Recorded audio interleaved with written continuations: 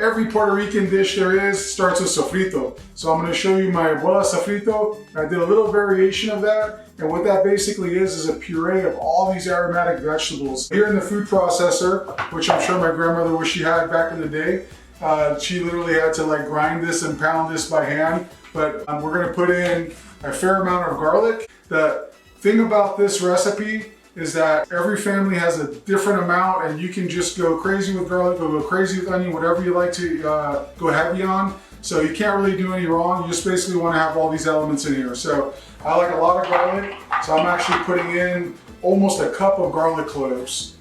And then to that, we're also going to add some onion. You can use sweet onion. I'm using red onion because I like the color. And this is just rough chop because the food processor is going to do all the work for us. We're also going to be putting in green onions. We got the white parts and the green parts. Love the flavor of green onions, love the color.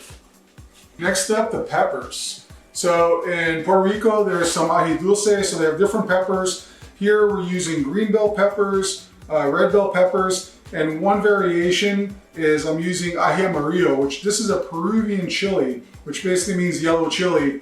Really bright flavor, wonderful citrus notes, a little spicy, but doesn't really knock you out too much. And that's gonna give us some great flavor. So that's my little twist from my abuela's recipe.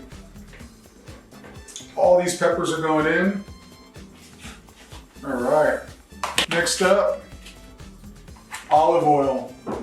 You want a fair amount of olive oil. We're gonna use more olive oil when we're cooking it, but we're gonna put just enough to get this thing going so we can get a puree out of it.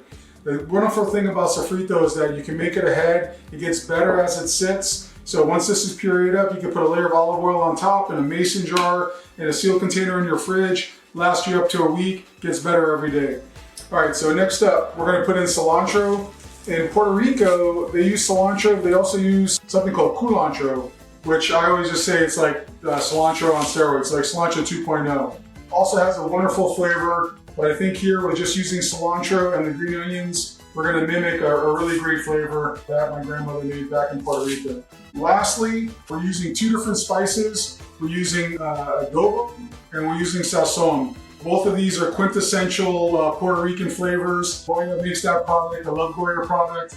And every Puerto Rican household has Goya Adobo and Goya Sazon guaranteed, every dish that you've ever eaten. So we're gonna put more when we actually season the dish up. But I'm just going to put a little bit in here for some flavor. I'm putting about a teaspoon of the Goya Adobo inside my sofrito base. And I'm going to put about a teaspoon of the Sazon. And this one has some annatto as well. So you're going to see that it has some red color. And that gives a lot of great flavor and color to the dishes. Like arroz con pollo and pernil and all these great Puerto Rican dishes. You're always going to see that in there. All right, so now we're just going to puree it up. All right, I'm gonna give this a scrape. Oh man, it smells amazing. Like I said, it only gets better as it sits. Some Puerto Rican households and chefs as well will put tomato element in here. Some people put ham or cured meats, like the ham type meats, to give it like another depth of flavor. I like to just keep it vegetarian like this because I'm gonna add it to meat. I'm gonna give it a taste to make sure where we want to be.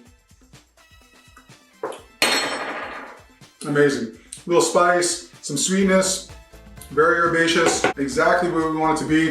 Like I said, this can sit and be stored for up to a week covered with a little layer of olive oil on top so it doesn't oxidize, and it's amazing.